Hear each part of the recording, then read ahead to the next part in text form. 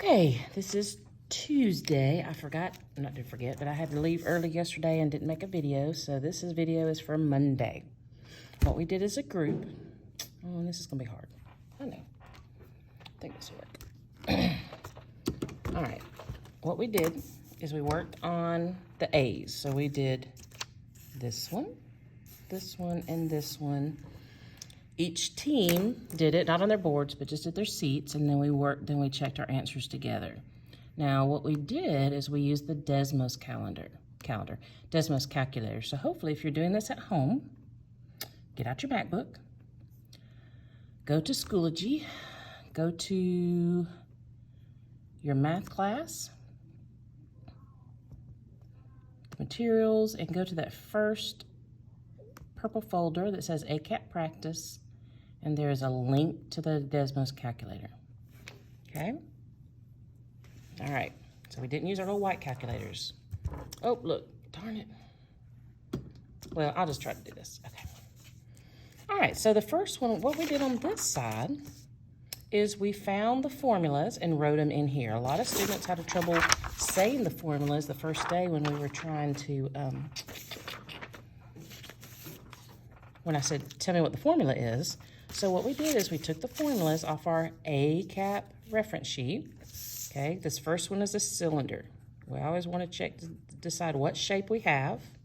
Finding volume, so I'm gonna look over here. Okay, we're not gonna use those because we're not doing surface area. That was 7th grade. Here's our cylinder, here's volume. So I just wrote it out. Okay, there wasn't a fraction for volume.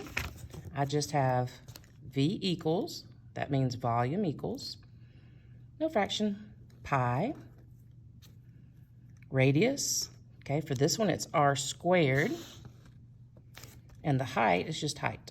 And if I write it all together, it's volume equals pi r squared times the height. Okay, now no fraction in this one. Now we're going to look at cone. This is a cone, this is a sphere. So if I look over here, okay, my cone is here. Now we're not going to use this one. If you know what B stands for, then you can. B equals pi r squared, but that's right here. So we don't really use B right now. We're using pi r squared h. So we're going to use this one. So I'm going to end up writing V equals 1/3 pi r squared h. So this time, yes, I have a V equals. I have 1/3. I do have pi. I do have a radius, and it's squared. And I do have a height.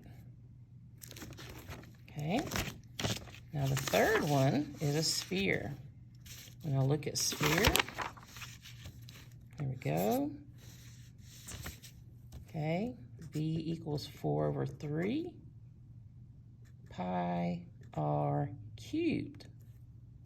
Okay, hopefully you watched the video where we talked about how we got that. We took two cones, so we took this and basically multiplied it by 2, and it condenses down to this. So instead of 1/3, we had 4/3. I've had some students today that keep putting 3/4, but it's 4/3. So that's 1 1/3.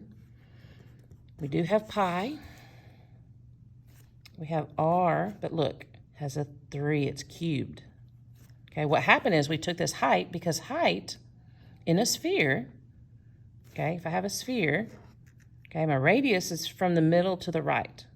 But if I draw two radii, this is my diameter. And it's also the same as the height.